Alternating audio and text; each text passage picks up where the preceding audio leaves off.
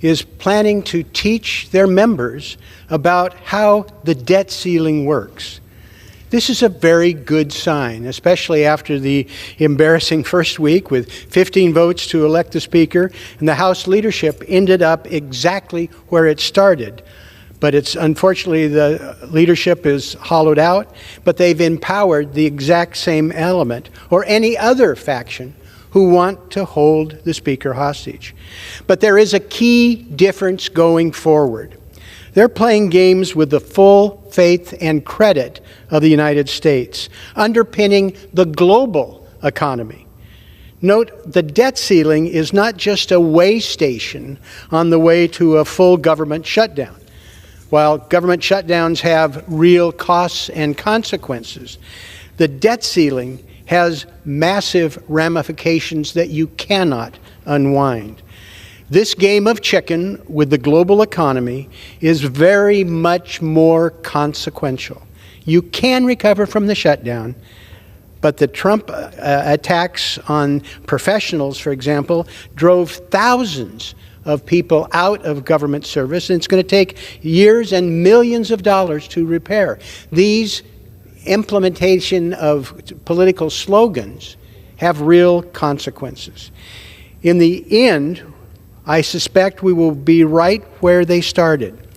The only way to reduce the deficit, to balance the budget books, is to actually reduce government spending, which they refused to do when the Trump administration, when they were in total control of the government.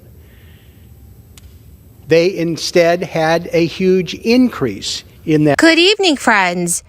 So get ready for several new changes.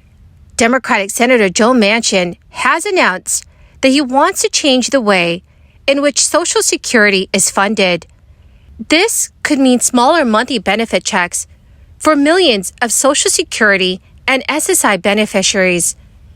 The Federal Reserve is also looking at another rate hike, which will affect many Americans. So, dear friends, please make sure that you watch until the end of this video, because I will be going over all of the details. Also, to say thank you for being here every day and being part of this community. I will be announcing 2 winners this Friday for the Walmart gift card giveaway.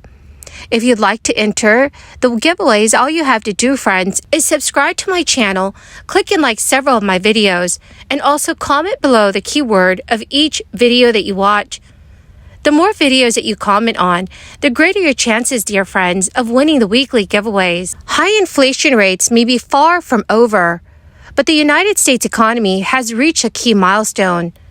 That is workers' wage gains and are finally outpacing the rise in consumer prices. Americans' average income has beaten inflation for the past 6 months, driven by the plummeting cost of gas, along with drops in furniture, cars, and other goods. If this trend continues, it could be a boost for President Biden as he gears up for a tough re-election campaign, undercutting one of the main Republican arguments against his handling of the U.S. economy.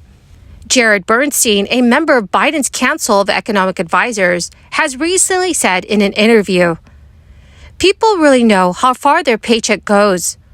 When gas prices are down $1.70 relative to where they were last summer, that's a kind of breathing room that people recognize." Yet the progress could be in jeopardy as Federal Reserve officials prepare to meet next week to raise interest rates once again.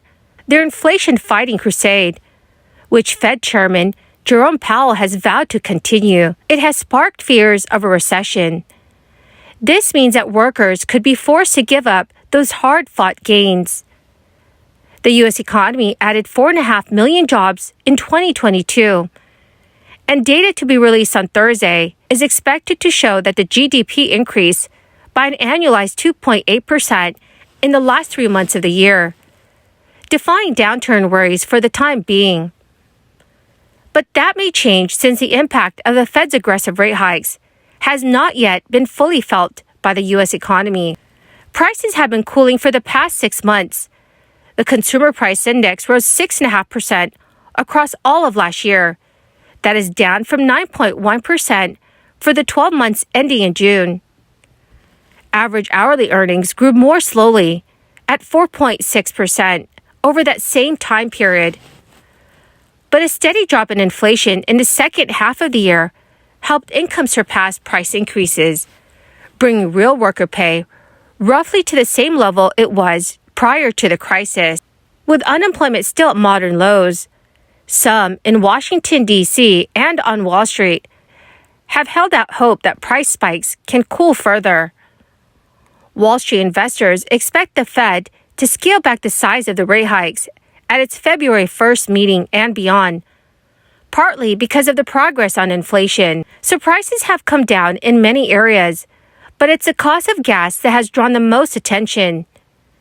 That's partly because White House officials have driven home the price declines for months by touting them on Twitter and in speeches, though the price is driven by global factors that are mostly outside of Biden's control. So, dear friends, what are your thoughts on the current state of our U.S. economy? Please let me know your thoughts in the comments section below. On January 19, 2023, the United States officially hit its debt ceiling, having spent all of the $31.4 trillion available for expenditures as allocated by the U.S. Treasury. In the days since, conversations have become heated about how the country will move forward to avoid a total spending freeze unless Congress acts before the impending deadline. There could be terrible effects.